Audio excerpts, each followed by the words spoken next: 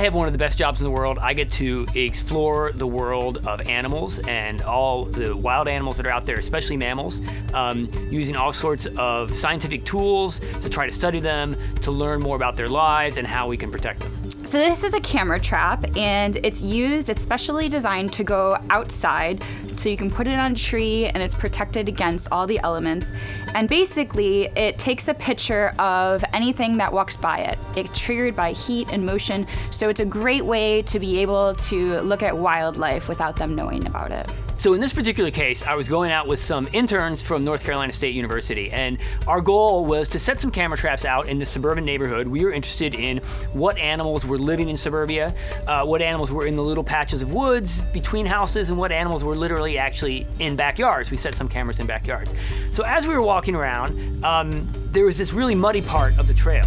And some of the students didn't have like good boots. So I was like, all right, let's go up off the trail a little bit into these woods to avoid the mud. And all of a sudden there was these holes, and it wasn't just one hole. We saw the one hole first, and then we looked and there was another one over here and another one over here and another one over here. It was a whole network of holes. And you could tell right away that they were really active because the dirt was well worn, there weren't a bunch of leaves and sticks. Something was going in and out of these holes, and we really wanted to know what. Roland came into the lab and told us about this camera trap being set up, and he told us that within 4 minutes of setting up this camera trap that there was a red fox caught on it. So we were walking away literally just a couple minutes later, and I was checking my email, and already I had a picture, and it was a beautiful fox sitting right there. So I said, wow, 4 or 5 minutes after I left the hole, the fox was already back there.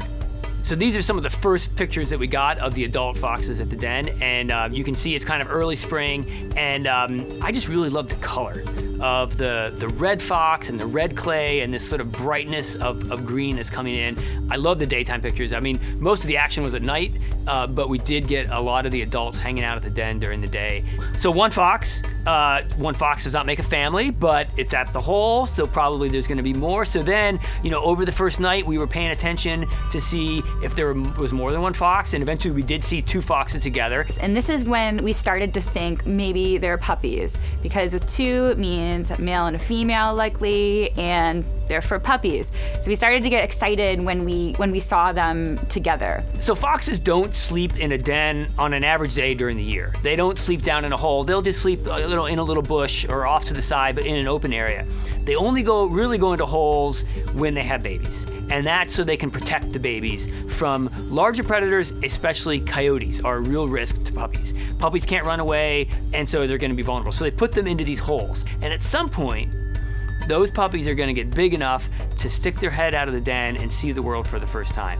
And that was the moment that we were really excited for. Once we realized we had mom and dad there, we figured the puppies must be inside, we really wanted to see that first moment.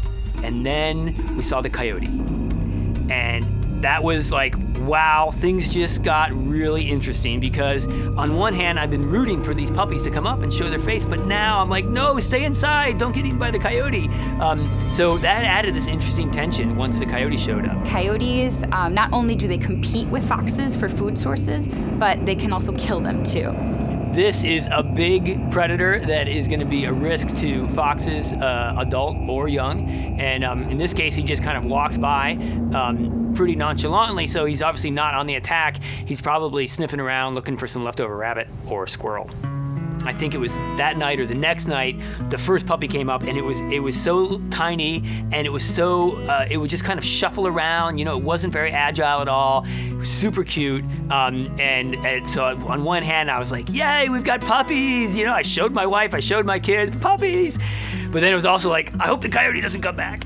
As you watch the development of these pups and as they grow up, you don't want to see one missing. So I kept on trying to count them, but especially as I got older, they got braver and moved farther away from the den, and I became nervous as the coyote walked by.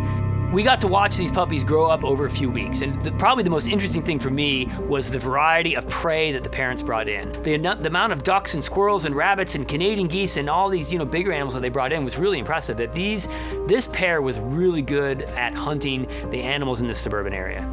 So one of the times that the parents brought in a rabbit and set it down at the feet. They didn't bring it into the hole, and the puppies didn't come up. And the parent was looking off into the distance very determinedly, like something was going on over there. And a couple minutes later, Coyote was in the scene, stealing the rabbit. The fox had taken off, and the Coyote stole the food and took it away. And then a couple minutes later, was back sniffing around as well. So it actually goes in the den, starts to go in the den a little bit. So I'm sure it can smell the whole fox family with all the pups. And maybe it's too big to go in right now, but waiting for those pups to grow up and start to leave the den. Certainly, the Coyote was going there looking to steal the food. Actually, in scientific terms, it's called kleptoparasitism, to steal the food from another animal. And if he could certainly, get his mouth on the puppies, he would kill them, or even the adult puppies. But in this case, the fox litter had 5 puppies. So, 2 animals giving 5 animals. Some of those animals are probably going to die, right? All 5 are not going to survive on average. We just don't want it to happen on our camera. It's really hard for me to know who to side for because I like coyotes too.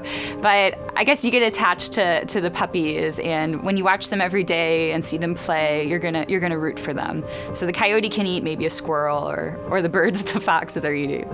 So here you can see one of the fox parents laying at the den. This is what they would do a lot. And all of a sudden she stands up and is looking around. So they're definitely, at night, they're not sleeping soundly. They're listening, certainly for Coyote. They're worried about Coyote coming, and you can see here she's looking very attentively down the hill. Something caught her attention, and she's going to keep her puppies inside if it's dangerous, or she's going to run away herself if it's too dangerous. The pups, like all baby animals, they're really vulnerable to predation because they're slower and they're easier to catch. So as they grow up, they leave the den a little bit more, but that does expose them more to threats, and the coyote can become a big danger to them.